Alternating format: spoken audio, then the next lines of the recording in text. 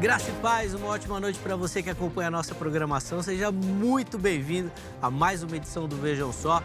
Aquele que, sem dúvida nenhuma, é o melhor debate teológico da televisão brasileira. E para você que curte teologia, curte o estudo das Escrituras Sagradas, olha, o Vejam Só de hoje está imperdível. Fica coladinho aí que eu tenho certeza que você vai aprender e vai crescer demais. Uma daquelas edições clássicas e memoráveis do programa, tá bom?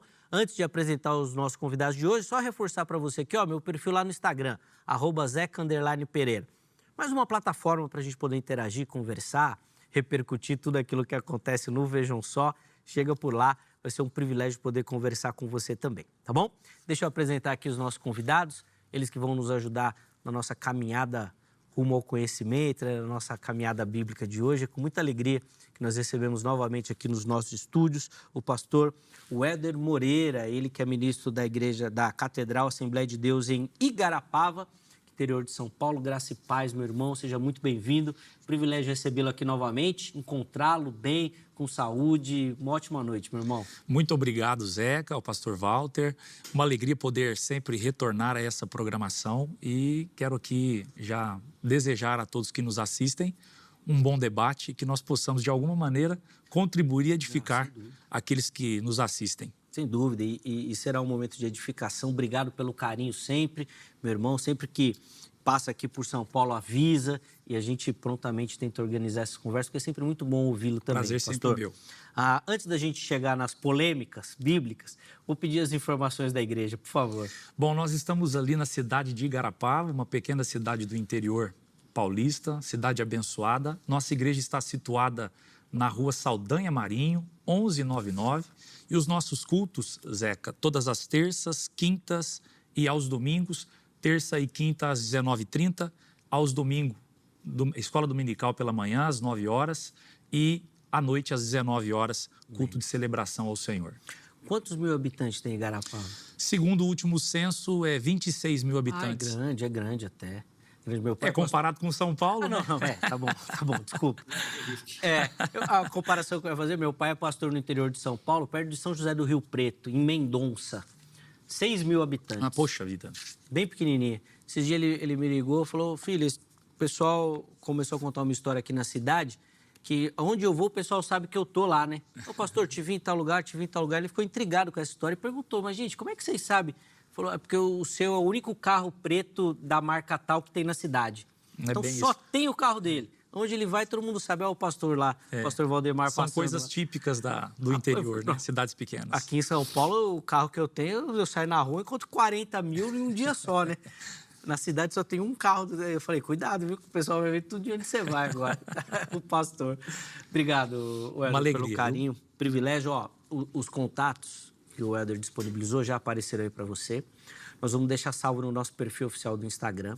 Chega por lá também, tá bom? O nosso irmão também é bem ativo nas redes sociais, produz conteúdo e, com certeza, é mais uma oportunidade para você abençoar o ministério do nosso irmão e conhecer também e ser edificado, por que não? Tá bom? Chega por lá. E nós temos também o privilégio de receber aqui no Vejam Só, depois de um pequeno inverno, né? Ausente, tudo. O pastor Walter Regiane, ele que é ministro da Igreja Batista Reformada de São Paulo. Graça e paz, pastor Walter, seja muito bem-vindo. Uma alegria recebê-lo novamente aqui no Vejam Só. Boa noite, Zeca. Boa noite, pastor Éder. Uma grande alegria estar aqui novamente. Quem quiser conhecer a nossa igreja, nós estamos em frente ao Museu do Ipiranga, Museu da Independência, Rua Vasconcelos Drummond 203. O nosso culto é aos domingos, às 10h30, e você será bem recebido. Lá eu sou um amor. Boa. Ô, Walter, obrigado por aceitar o nosso convite. Os contatos do Walter também já apareceram aí para você, já deu as informações da igreja. Inclusive, também a rede social, chega por lá, o pastor Walter tem muito conteúdo. Inclusive, falei com ele nos bastidores aqui que a ausência dele se deve pela atividade dele nas redes sociais. Ô, Walter, é muito bom.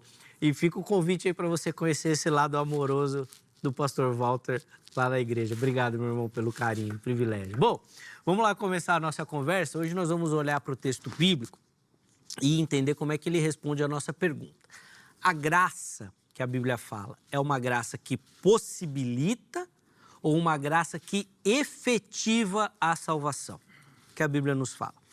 Meus convidados vão responder, ainda que de maneira introdutória, apresentando a linha que eles vão seguir. Depois eu quero colocar a enquete para você participar, que eu quero saber a sua opinião também. Vamos lá, pastor Helder. A graça possibilita ou a graça efetiva a salvação? Bom, em primeiro lugar, a gente precisa deixar aqui algumas coisas bastante claras para que nossos telespectadores possam conhecer as coisas no seu devido lugar. Esse conflito que existe entre graça preveniente e a graça irresistível, na verdade, está relacionado à seguinte pergunta: como Deus conduz o pecador à salvação? E aí nós temos os calvinistas, né, que acreditam que essa graça ela opera de maneira irresistível, e do outro lado nós temos a posição arminiana, da qual eu faço parte, que acredita que a graça atua antes, possibilitando esse pecador a fazer uma escolha de aceitar ou não aceitar a salvação. Nós temos alguns textos na Bíblia Sagrada, Zeca, pastor Walter, que de maneira muito clara deixa, a meu ver, em minha opinião, que essa graça ela atua possibilitando o pecador a fazer a sua escolha. Boa. Então, inicialmente, eu gostaria de pontuar isso, mencionando que eu acho que há razões sobejas nas Escrituras para a gente, com toda a convicção, entender que essa graça, ela atua para possibilitar não só sobre alguns, mas sobre todos. Perfeito, perfeito. Depois, obviamente, a gente vai poder passear por esses textos também para poder analisá-los aqui. Pastor Walter, quero te ouvir também nessa introdução aí, como é que o irmão vai responder a nossa pergunta de hoje. A palavra de Deus diz que o homem está morto em seus delitos e pecados, morto espiritualmente, inapto a responder a qualquer coisa espiritual, no bom sentido. Então, essa graça que seria oferecida a um homem caído, se ela pudesse ser resistida, ela deixaria de ser graça. É a mesma coisa de meu filho estar doente e eu perguntar para ele se ele quer ir ao hospital ou não.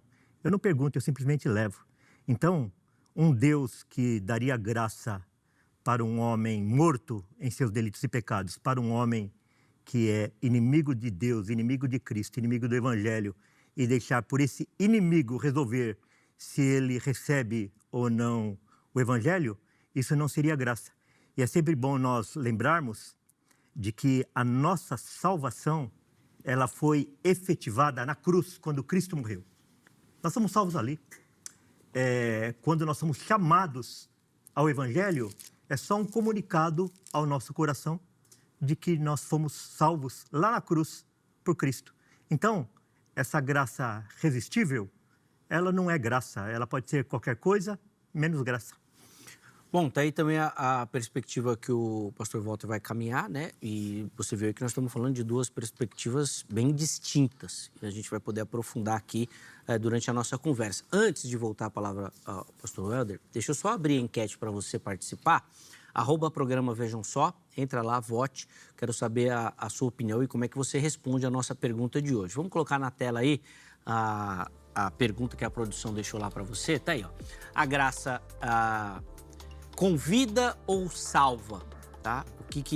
Como é que essa graça funciona? Vamos ver as opções de resposta. Olha lá, convida e pode ser rejeitada, né? Como um convite.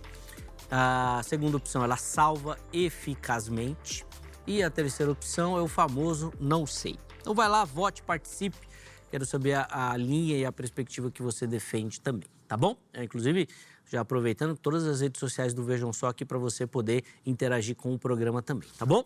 Vamos lá, pastor Helder, a palavra está com o irmão. Bom, o pastor Walter acabou de citar aí uma referência a Efésios capítulo 2, versículo 1. Tá morto espiritualmente. A questão da morte espiritual. E essa é uma ideia central no pensamento calvinista. Perfeito. A questão da morte espiritual. Agora, assim, ó, eu gostaria de pontuar isso porque, fazendo uma análise desse texto, nós percebemos que a visão calvinista e que foi esboçada agora pelo pastor Walter, entende a metáfora da morte de uma maneira que o apóstolo Paulo não está mencionando no texto. Aquilo que eu chamo de equiparação falaciosa. A metáfora espiritual aqui, da morte espiritual, comparando com a morte física, ela segue essa esteira que o pastor Walter disse aí, né? Os calvinistas dizem, um homem morto não pode exercer fé em Jesus Cristo, então precisa ser uma graça que venha a agir de maneira irresistível. O homem não tem capacidade nenhuma. Isso. A questão é o seguinte, se a gente levar essa metáfora da morte física ao pé da letra e projetar isso no texto, nós vamos então ter um outro problema. Porque, veja bem, se esse argumento do pastor Walter está correto, que o homem está completamente morto nesse aspecto comparado à metáfora da morte física, então isso significa que o homem também, nesse estado de morte, segundo isso que ele está pontuando, não pode rejeitar a Cristo, mas também não pode pecar, porque ele está morto. Tá, antes de... E aí, a questão é o seguinte, você percebe que o contraste estabelecido no capítulo 2 de Efésios está muito claro no verso 5, porque olha o que ele diz. Estando nós ainda mortos em nossas ofensas, nos vivificou. Você percebe que a metáfora dele aqui não é a metáfora de comparar a morte espiritual com incapacidade, que é o que os calvinistas fazem, mas comparar com a questão de ausência de vida. O que é morte na Bíblia? Separação. Então, o que Paulo está pontuando aqui é que o homem está separado de Deus. Essa morte aqui não é uma questão de incapacidade, mas uma questão de separação. Por isso que ele faz um contraste no verso 5 para mostrar mortos e agora, pela graça, vivos. Porque senão torna a repetir. Está morto, ok. Então, está e também incapaz de pecar. E aí, como sair desse imbróglio? Morto para tudo, né? Morto para tudo. Sim, boa leitura. Vamos lá, pastor. Quero te ouvir.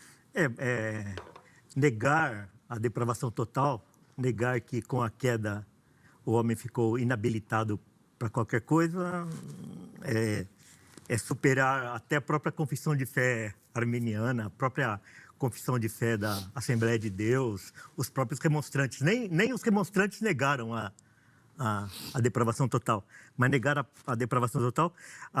Quando Jesus vai dialogar com Nicodemos, ele fala assim, olha, você precisa nascer de novo. Por quê? Por que nascer de novo? Daí Nicodemos vai nessa linha aí do pastor. Então quer dizer que eu preciso voltar no ventre da minha mãe? Não, eu estou falando de coisas espirituais, de coisas celestiais. Se você não nascer de novo, de modo nenhum você entrará no reino do céu. Ouvinte, se você não nascer de novo da água e do Espírito, de modo nenhum você entrará no reino dos céus.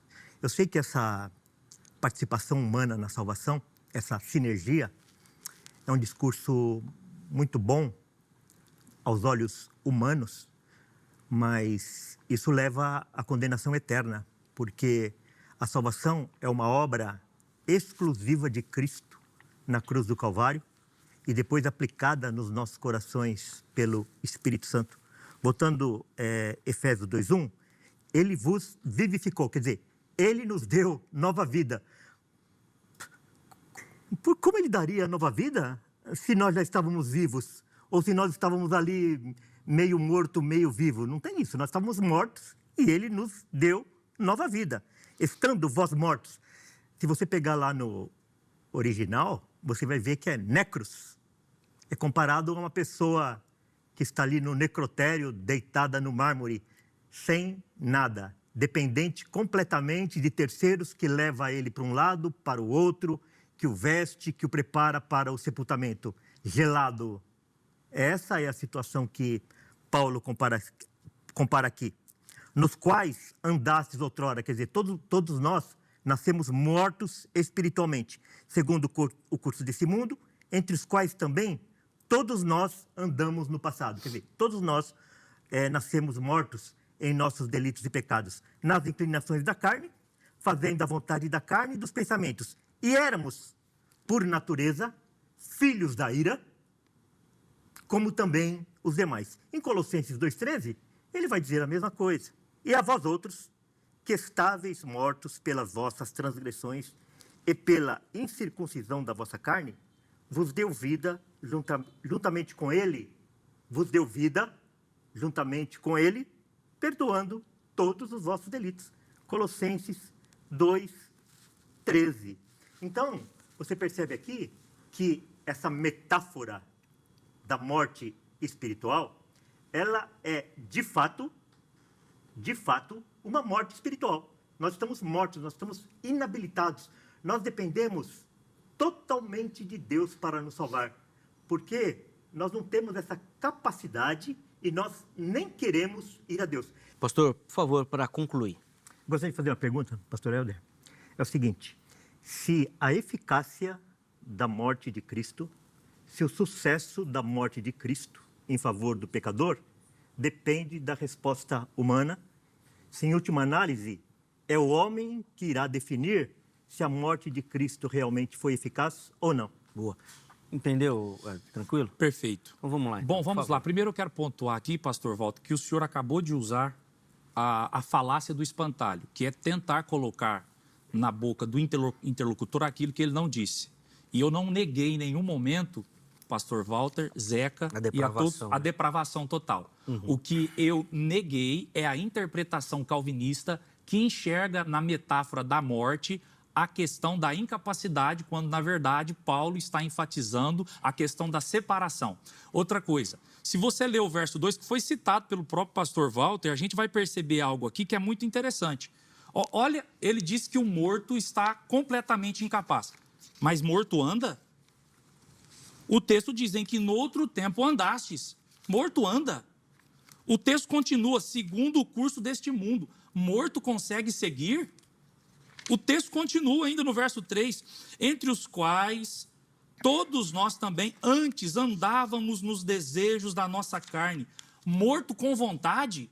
Então perceba que a análise que a visão calvinista faz da expressão morto aí é enxergar incapacidade. E ele não respondeu a minha pergunta, né, que foi feita primeiro. O morto pode pecar? Então, deixa essa questão suspensa no próximo. O morto só peca. Então, ele está respondendo, o morto só peca. É a única coisa, por isso que ele anda... Então, ele não está morto. Hã? Então, ele não está morto. Fisicamente, não. Mas espiritualmente, está. Mas o senhor disse que ele está completamente incapaz. Das coisas espirituais. E aí, ele não está incapaz das coisas espirituais. Então, e pecado é o quê? Ele está totalmente... Para as coisas boas espirituais, ele está totalmente inabilitado. Então, a única coisa que o morto faz é pecar. Pastor, eu respeitei o momento de fala do senhor. Eu gostaria que o senhor também fizesse, porque eu sei que o senhor é um gentleman e um respeitador. E para que a gente possa conduzir aqui com tranquilidade, eu respeito o que o senhor fala, depois o senhor terá tempo para poder rebater aquilo que o senhor acha necessário. Mas aqui dentro do meu argumento, essa pode ser uma opinião do senhor, não é uma opinião do texto. O texto não menciona isso. Aqui, Paulo está comparando morte no sentido de separação. Em nenhuma, obviamente que eu creio na depravação. Então, eu não neguei isso. Agora, você ver aqui incapacidade, você tem, assim, muitos problemas. Bom, a questão da pergunta que o senhor falou aí sobre a eficácia do sacrifício de Jesus. O que a gente precisa compreender em relação a isso? Geralmente, os calvinistas, eles acabam confundindo a questão da morte de Jesus, pensando que o sacrifício de Jesus gera uma salvação automática. E não é isso que as Escrituras ensinam. Marcos 16 diz que aqueles que creem. Em 1 Coríntios 1:21, o que o apóstolo Paulo vai dizer?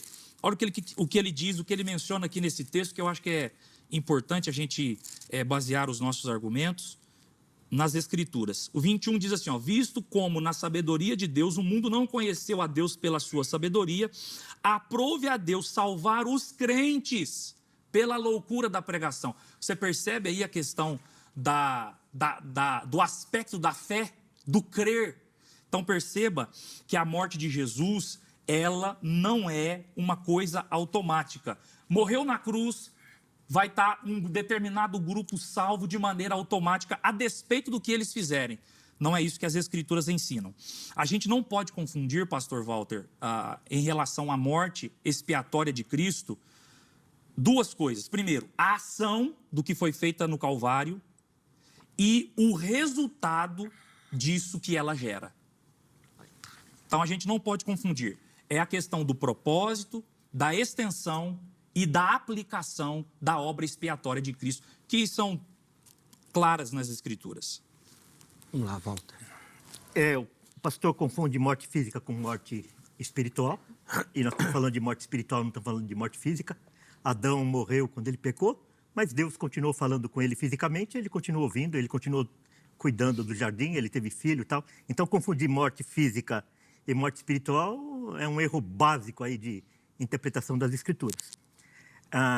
Nós somos salvos na cruz e a resposta a essa salvação é o chamado, é a perseverança, é a santificação, é o arrependimento. E todas essas coisas aí, é Deus quem dá. Então, nós somos salvos, daí Deus nos chama, Ele muda o nosso coração e nós atendemos ao chamado irresistível de Deus. Ele nos guarda para que a gente não tropece, para que nós sejamos mantidos na fé. Ele nos dá o arrependimento, conforme está lá em Romanos 2, e Ele nos dá fé. Tudo aquilo que nós precisamos para sermos salvos, tudo aquilo que Deus exige para que a gente seja salvo, é Ele que nos dá. Está lá em Romanos 2, capítulo 8, que diz assim: porque pela graça sois salvos, mediante a fé, e isso não vem de vós. É dom de Deus, não de obras, para que ninguém se glorie. Daí você pergunta assim, o que não vem de vós? Porque pela graça sois salvos por meio da fé. Então, todo esse conjunto, tudo o que é necessário para a salvação, não vem de nós, é dom de Deus. Como eu disse, o homem ele está morto em seus delitos e pecados, inabilitado para qualquer bem espiritual. Então, ele é totalmente dependente de Deus para ser salvo.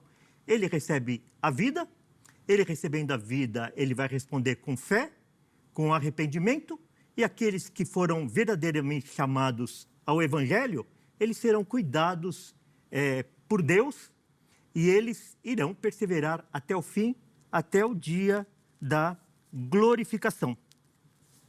Em Efésios 1, de 4 a 6, diz assim: assim como nos escolheu nele antes da fundação do mundo. Nós somos salvos em Cristo antes da fundação do mundo. E quando Cristo morreu, ele pagou pelas nossas culpas, ele nos resgatou para sermos santos e irrepreensíveis perante ele em amor. Nos predestinou para ele, para a adoção de filhos. Quando nós vamos adotar uma criança, não é perguntado para a criança se ela quer.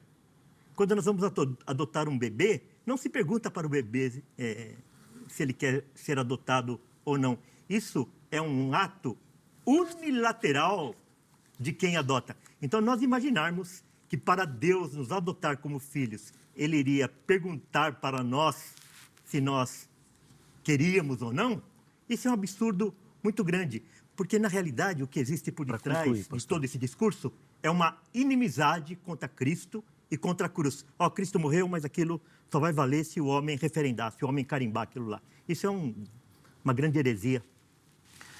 Só para a gente organizar aqui, a última fala de cada um neste bloco, tá bom? Então, pastor Éder, pastor Walter, e aí depois a gente chama um intervalo e aí depois continua no segundo bloco, tá bom? Vamos lá, pastor. Bom, em primeiro lugar, ele citou a questão de Adão e disse que eu estou fazendo a análise da questão da metáfora da morte e comparando com a morte física. Quem faz isso são os calvinistas. O pastor Walter que faz essa questão. Eu não vejo ali uma questão de incapacidade. Eu vejo ali Paulo, no caso de Efésios, capítulo 2, ali não fala de incapacidade, fala de separação. É isso que Paulo está dizendo ali. É só continuar a leitura normal do texto.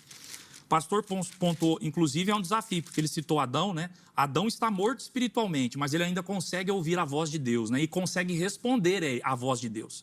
Então, aí nós temos também um outro problema exegético para o pastor Walter responder depois. Depois ele menciona, novamente, Efésios capítulo 2, verso 8. Pela graça sois salvos, mediante a fé. Isto não vem de vós, é dom de Deus. Vamos pegar ali a questão do pronome que aparece lá, que é uma questão exegética. Eu não sei se o pastor Walter tem conhecimento disso, mas ali nós temos uma questão exegética, pastor Walter, que até mesmo exegetas calvinistas conhecidos reconhecem nesse texto que a expressão ali tuto, a expressão grega tuto, está no neutro, enquanto a palavra charis, graça, e fé, pistis, está no feminino. Então, se Paulo quisesse fazer referência, usando tuto, que está no neutro, para a fé, ele deveria ter usado um outro tipo de pronome que estaria no feminino para que a frase tivesse concordância. Então, não estou inventando isso aqui é uma questão agora gramatical, exegética. Então, isso que o pastor Walter mencionou é falacioso, de que a fé vem de Deus. Isso não é verdade, o texto não está dizendo isso, isso não são palavras do apóstolo Paulo. Uma leitura simples, se você tem aí um mínimo de conhecimento do grego instrumental, você vai chegar a essa conclusão de acordo com qualquer gramática disponível aí no mercado.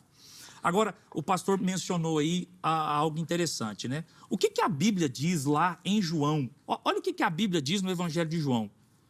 Perceba como que as Escrituras, ela diz assim, versículo 12, diz assim, mas a todos quantos o receberam, perceba que precisa receber, deu-lhes o poder de serem feitos filhos de Deus. Quem? Aos que creem no seu nome. Então, é preciso receber. Agora, a questão aqui é como que o ser humano vai responder, vai receber isso. Aí nós, arminianos, acreditamos na ação graciosa que a gente chama de graça precedente, graça preveniente, que é uma ação da graça de Deus que opera no coração do ser humano antes da conversão, possibilitando o ser humano dizer sim ou não ao Senhor Jesus Cristo.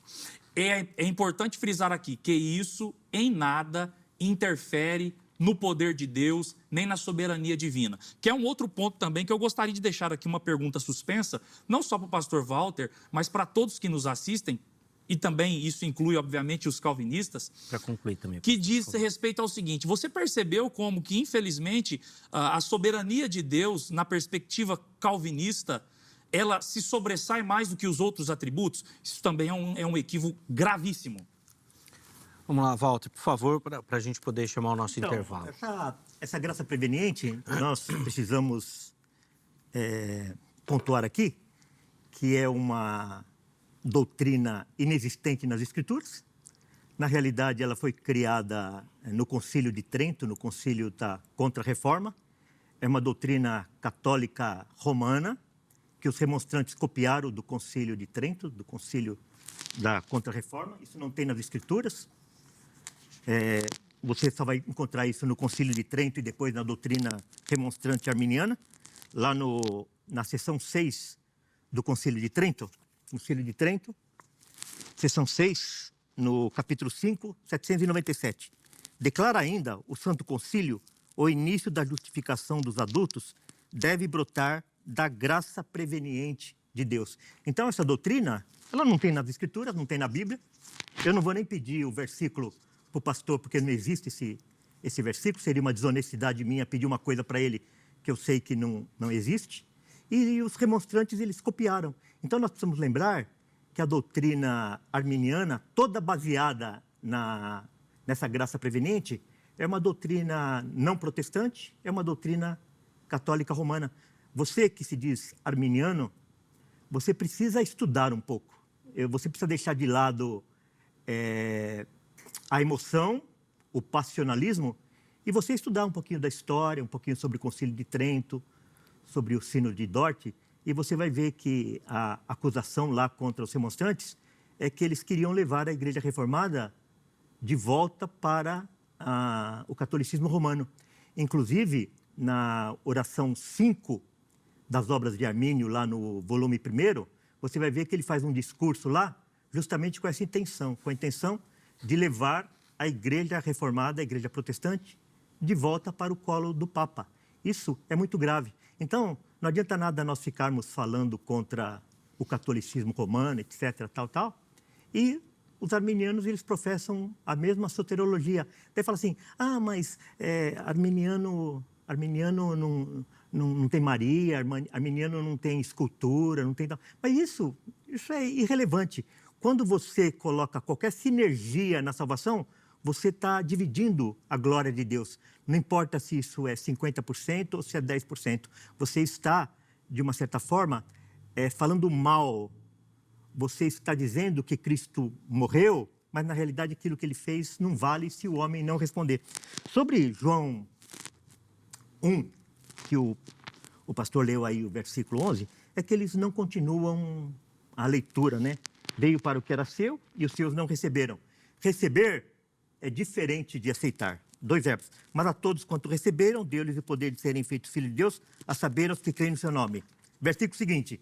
Os quais não nasceram do sangue, nem da vontade da carne, nem da vontade do homem, mas de Deus. Então, o novo nascimento é uma ação, uma vontade inteiramente de Deus e não exige resposta humana.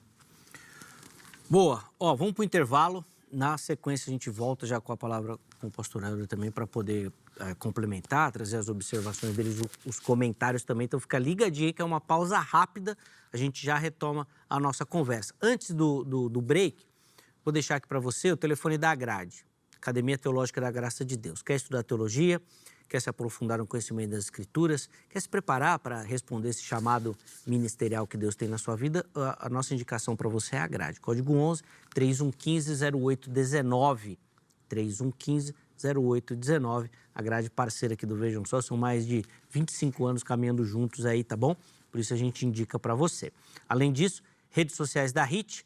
Vem aqui conhecer toda a nossa programação, todo o nosso conteúdo, tudo aquilo que a gente faz pensando em edificar e abençoar a sua vida e de toda a sua família. Tem muita coisa aqui que a gente prepara com muito carinho para você. Intervalo rápido, Vejam Só vai. Na sequência, nós já estaremos de volta.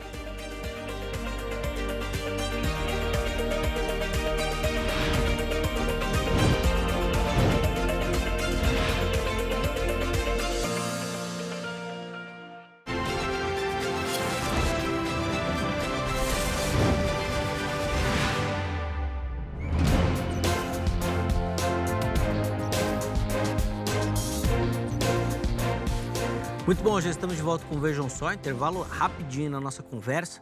Vamos voltar aqui para o nosso bate-papo hoje falando sobre as perspectivas bíblicas da salvação, né? Da graça que a Bíblia fala, tá certo?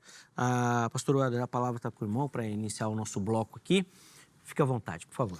Bom, o pastor Walter mencionou acusando os arminianos de serem seguidores de uma linha teológica católica. Isso. O que o pastor Walter acabou de usar, a gente chama isso em retórica de acusação por espelhamento, que é você acusar o seu oponente daquilo que você mesmo é. Inclusive, ele incentivou a todos a estudarem a história. E eu gostaria de recomendar essa fala dele, porque aí sim vocês vão descobrir que o calvinismo tem uma ligação muito forte com o catolicismo. Por isso, a acusação por espelhamento. Uma pergunta simples e objetiva ao pastor Walter. Quem é o mentor intelectual? Quem foi o mentor intelectual de Calvino e das ideias calvinistas a respeito da soteriologia? Agostinho. Tá. Você vai É uma responder. pergunta retórica, tá bom. né? Porque obviamente que eu sei que ele sabe a resposta. Então vai lá. Mas Agostinho, que foi e é considerado pelos católicos o grande teólogo e estimado como um dos grandes santos dentro do que eles acreditam. Então, inclusive tem um livro muito bom que vai trabalhar essa questão da íntima ligação entre calvinismo e catolicismo, que é o livro do Dave Hunt, Que Amor é Esse? Se você pegar lá nas páginas 69 até a páginas 92, ele vai descrever a íntima ligação entre calvinismo e catolicismo. Por isso a gente precisa tomar cuidado com alguns artifícios na hora do debate, para a gente não acabar caindo em contradição. Outro ponto aqui mencionado foi que, porque nós cremos de maneira semelhante na questão da graça preveniente, assim como foi definido lá no Concílio de Trento, então nós somos de linha católica. Olha, isso é um absurdo.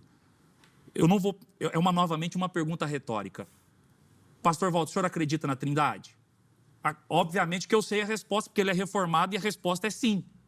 Porque isso faz parte daquilo faz parte do bojo teológico daquilo que os reformados e nós, ortodoxos, acreditamos. Pois bem, os católicos também acreditam.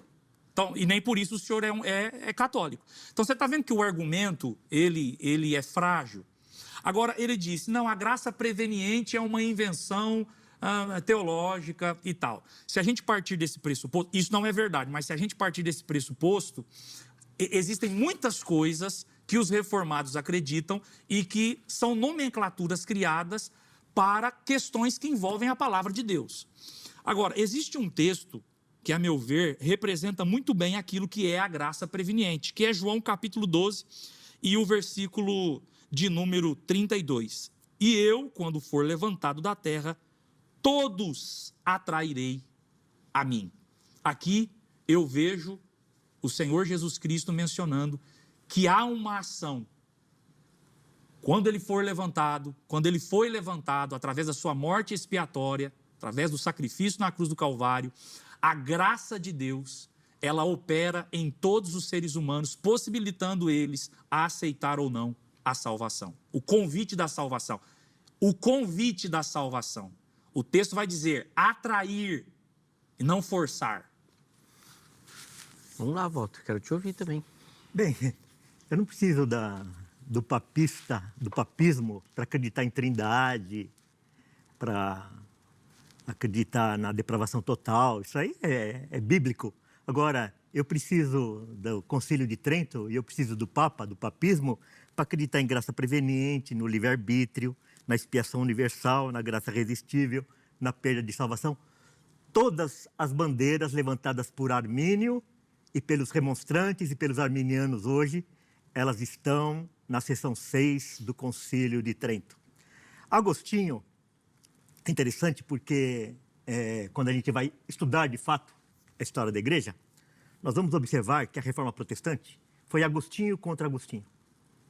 Então, quando houve a Reforma Protestante, toda a soterologia é de Agostinho. Então, a depravação total, a expiação limitada, a graça irresistível, tudo isso é de Agostinho. Então, a Reforma Protestante ficou com a soterologia de Agostinho. E o catolicismo romano ficou com a eclesiologia de Agostinho. É por isso que nós falamos que a Reforma Protestante foi Agostinho contra Agostinho. A soterologia protestante e a eclesiologia católica romana. Agora, de fato, o arminianismo é catolicismo romano. Porque graça preveniente, livre-arbítrio, expiação universal, graça irresistível e perda de salvação, não tem base bíblica, mas está lá no Concílio de Trento, lá que eles amam e que eles adoram, né? Agora, eu queria ler mais um texto, João 5:21. Jesus fala assim, né? Pois assim como o Pai ressuscita e vivifica os mortos, ressuscita e vivifica os mortos. Assim também o Filho vivifica aqueles a quem quer. Então, todos aqueles que são vivificados, que recebem a vida nova, é por causa de Cristo, pela vontade de Cristo.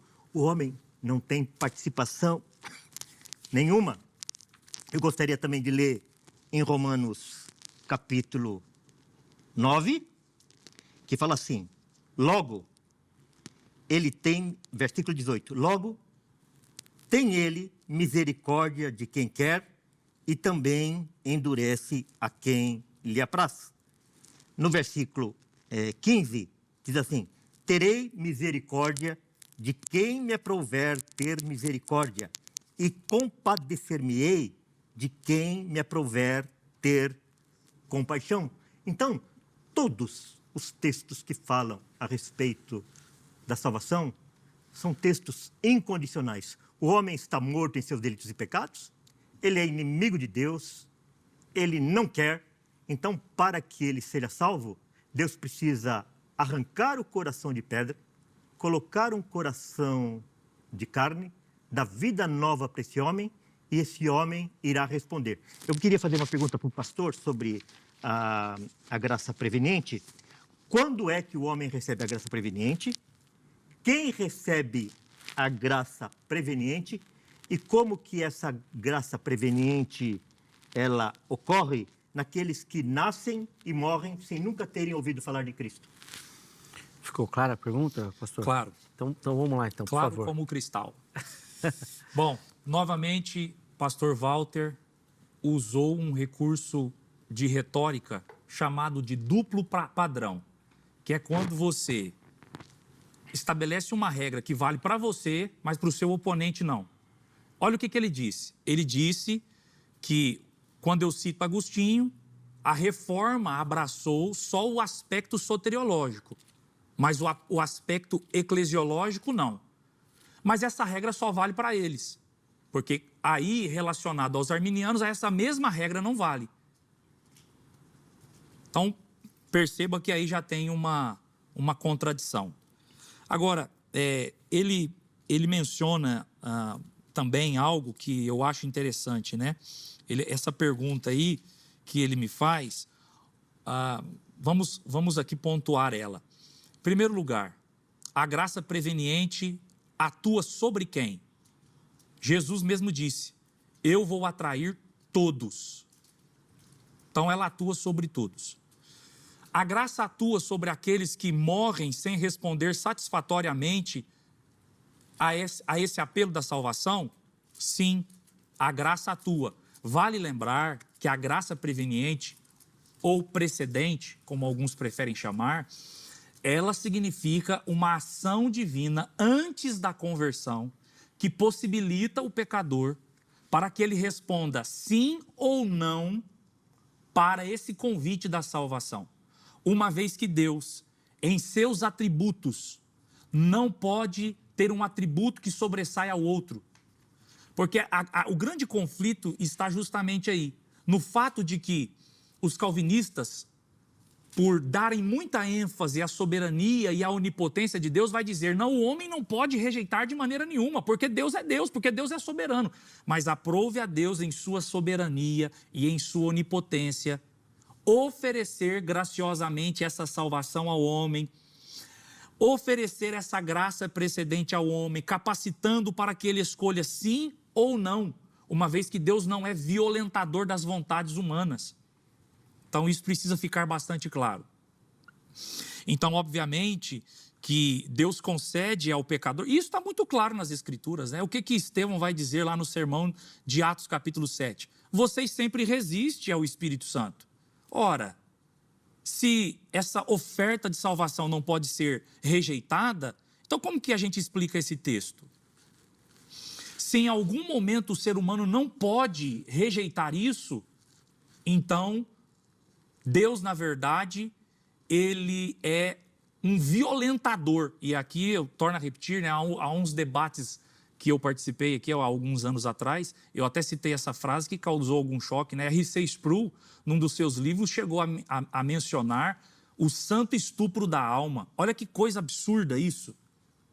O nosso Deus não é um violentador das vontades humanas. Ele possibilita o homem para que o homem possa... Afinal de contas, a Bíblia diz que a salvação é um presente, raris, graça. A salvação é um presente. E presente você pode escolher se aceita ou não. Por isso Deus condiciona o homem para isso, para que ele possa escolher sim ou não. Bora, Walter, vamos lá? A salvação não é um presente. A salvação é uma graça, é uma dádiva. E o homem está morto, ele não pode receber presente, não. Quando o salva-vida vai salvar alguém que está se afogando lá, ele não pergunta se a pessoa quer. Se a pessoa resistir lá, ele toma um mata-leão, leva um mata-leão e ele é levado para a praia. Essa última intervenção do pastor só piorou a situação, porque eu estava vendo que a graça preveniente, ela era só católica romana. Agora eu percebi que ela é pelagiana também. Porque veja só, ele disse o seguinte, que a graça preveniente, ela vai habilitar o homem para receber ou recusar o evangelho. Quer dizer, o homem está neutro ali, tanto ele pode fazer uma coisa como ele outra. Daí, quando você ouve falar em neutralidade, de quem você lembra? De Pelágio. Pelágio é que pregava que o homem era neutro e ele tinha capacidade para receber ou para recusar o evangelho. Então, quando o pastor traz essa argumentação de que a graça preveniente vai habilitar o homem para receber ou para recusar a salvação, na realidade é uma doutrina pelagiana e as coisas só vão piorando. Obviamente que o homem é inimigo de Deus e ele sempre vai resistir, sempre resiste. O homem sempre resiste e continua resistindo. Haja vista que quando a gente fala essas verdades do Evangelho, as pessoas só não nos matam porque elas não podem, porque elas nos odeiam quando a gente fala sobre a soberania de Deus, sobre o amor de Deus para com os seus eleitos, sobre a justiça de Deus. O único atributo de Deus que é superior aos demais é a santidade de Deus. É o único atributo que fala nas Escrituras que Deus é santo, santo, santo. Não existe hierarquia entre os atributos de Deus. Agora, somente um Deus amoroso é que ele vê o estado dos seus filhos adotivos e ele dá nova vida para esses filhos adotivos, sabendo que eles não têm nenhuma capacidade. E com amor, ele envia seu filho e seu filho morre em favor desses filhos adotivos e ele vai dar fé, ele vai dar arrependimento e ele vai dar perseverança.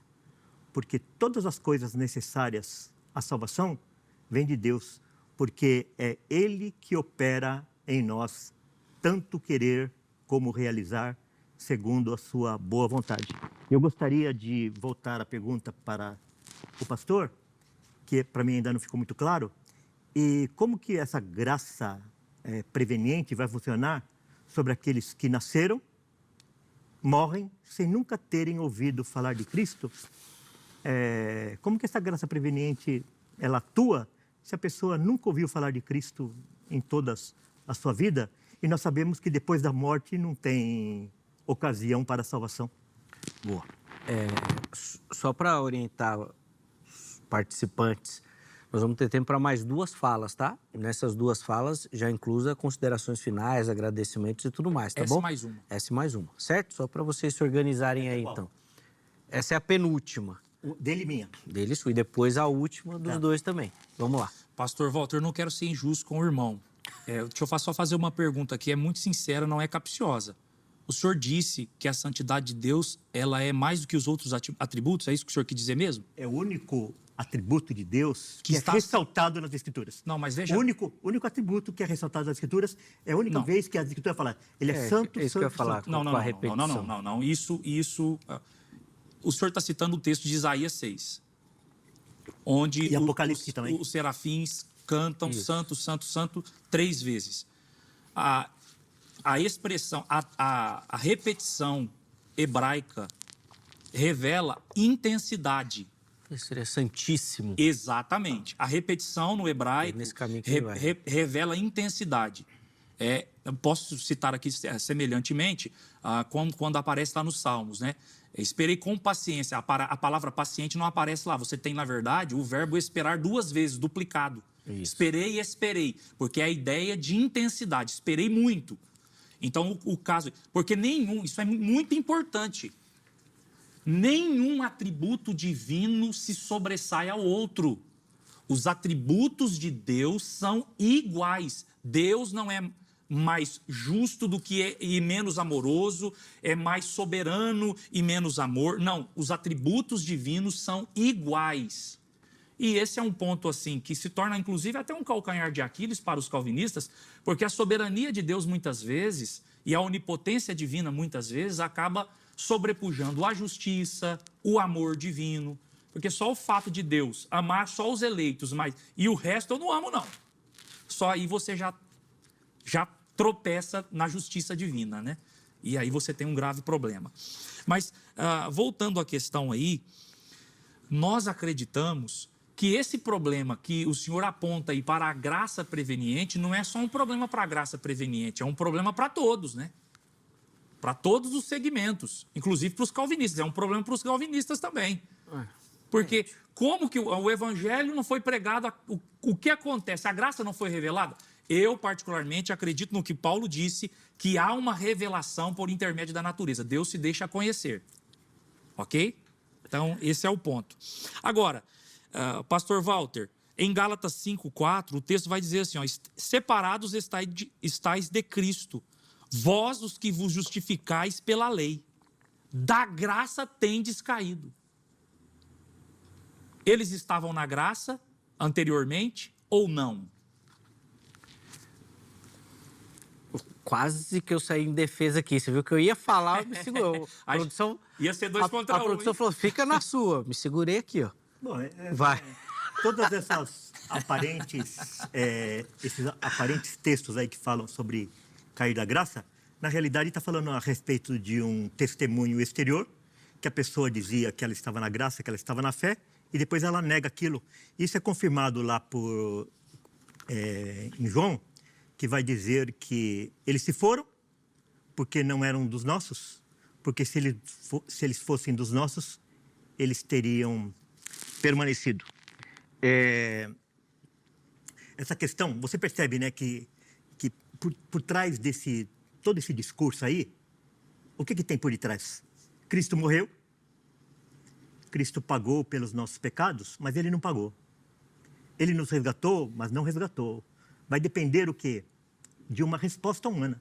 Então vai chegar lá no céu, teoricamente, né? Teoricamente, porque na realidade as pessoas que morrerem nessa situação, elas não vão ter nem oportunidade de se defenderem, né? Mas hipoteticamente elas vão chegar diante de Deus, de Cristo, né? Ele vai falar: olha, vinde, meu filho, você está aqui porque eu morri em seu favor, eu te resgatei. Pera lá, tá certo que você fez isso, mas se eu não tivesse feito a minha parte, eu não estaria aqui não. Então vamos dividir essa glória aí, porque se eu não tivesse tido o meu bom coração, etc., eu não estaria aqui. Então vamos dividir esse negócio, porque no frigir dos ovos é isso que acontece, dividir a glória de Deus. E Deus não divide a glória dele com ninguém. Quando Jonas se recusou a obedecer a Deus, Deus mandou lá o grande peixe, engoliu Jonas e depois vomitou ele na praia. Não perguntou se ele queria ou não. Quando ele converteu a Paulo, ele não perguntou se Paulo queria ou não. A ordem dele, quando vem a ordem é para ser obedecida. Lá na parábola da grande ceia, vai dizer o seguinte, que nenhum dos convidados participará da minha ceia. Por quê? Porque o homem que é simplesmente convidado, esse testemunho aí exterior, esse testemunho aí não atinge o coração, e o homem é inimigo de Deus, ele está morto em seus delitos e pecados, ele não tem habilidade para nenhum bem espiritual, por isso que Jesus fala, nenhum dos convidados participará da minha ceia. Você vê lá em Lucas 14, que trata dessa parábola, vai falar que aqueles que participam da ceia, da grande ceia, né, são apenas aqueles que são levados, né, levados. Nós somos levados, porque nós estávamos mortos e nós somos levados a Cristo. Lá em João 6, ele vai falar que ninguém pode vir a mim se o Pai que me enviou não trouxer. Eu gostaria que o pastor rebatesse aquilo que eu falei, que a graça preveniente é uma doutrina pelagiana. Rebato com muito prazer. Mas, rebate já encerra, já deixo minhas palavras de considerações. Então vai, 1 minuto e meio. Primeira coisa, ele cita aí que Paulo, então, está em Gálatas 5:4, julgando segundo as aparências, mesmo sendo inspirado pelo Espírito Santo. Outra coisa, ou o senhor não sabe o que é pelagianismo, ou o senhor, então, de má fé, tenta imiscuir as duas coisas, misturar pelagianismo e arminianismo. No pelagianismo, o homem escolhe por si mesmo. No arminianismo, a graça de Deus capacita o homem para escolher. Tem uma grande diferença aí. Então, ou é desonestidade ou é desconhecimento. Outro ponto aí, o senhor cita a parábola. A própria parábola menciona que alguns rejeitaram. E aí o senhor tem esse problema aí também, né? Então, quero aqui deixar as minhas considerações, agradecendo uma vez mais ao Zeca, ao pastor Walter e a todos que nos assistiram. Veja bem, por mais inteligente e intelectual pareça uma ideia teológica, avalie pelas Escrituras, porque são elas que devem nortear o nosso caminho. Benção, vamos lá, Walter, também fala final em 1 minuto e meio, por favor.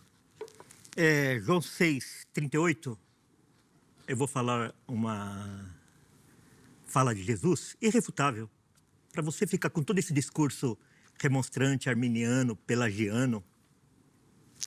Você tem que falar assim, não, Jesus, ou ele é louco ou ele é mentiroso. E Jesus não era louco e nem mentiroso, ele era verdadeiro. Diz assim, João 6:38 em diante. Porque eu desci do céu, não para fazer a minha própria vontade, e sim a vontade daquele que me enviou. E a vontade de quem me enviou é esta, que nenhum eu perca de todos. De todos quem? Todos os que me deu. Porque é o seguinte, o que dá o entendimento da palavra, o sentido da palavra, é o seu contexto. Então não é porque tem todo que é universal, não. Todo de todos os que me deu. Pelo contrário, eu os ressuscitarei no último dia. 44. Ninguém pode vir a mim se o Pai que me enviou não o trouxer. Não fala aqui. Ninguém pode vir a mim se o Pai que me enviou não os convidar. A parábola vai falar assim, nenhum dos convidados participará da minha ceia. Para encerrar, Walter. João 10. Mas vós não credes, porque não sois das minhas ovelhas. Prezado ouvinte, se você não crê na verdade do Evangelho, se você está crendo nessa doutrina pelagiana, católica, romana, você precisa pensar nisso. Porque Jesus está falando assim, olha... Encerrou, Walter, por favor. As minhas ovelhas ouvem a minha voz. Isso. Desculpa aí, mas o nosso tempo agora é limitante. Quero agradecer aos nossos convidados. O contato dos nossos convidados à sua disposição no nosso perfil oficial do Instagram, @programa Vejam Só. Chega por lá para você conhecer melhor o ministério e o trabalho dos nossos irmãos. Vamos colocar na tela o resultado da enquete para a gente encerrar bem rapidinho. Vamos ver como é que ficou? A Graça, ela convida ou salva? 54% afirmaram que ela convida e pode ser rejeitada. 43% que salva eficazmente. Rapaz, daí ficou equilibrado, hein? E 3% não sei. Pô, rapaz, colocaram na hora que os reformados estavam, os calvinistas estavam online aí, porque olha, ficou bem equilibrada mesmo. Obrigado a todo mundo que votou, que participou. A edição de hoje fica por aqui. Amanhã, se Deus permitir, nós estaremos de volta com mais um Vejam Só. Um forte abraço e até lá.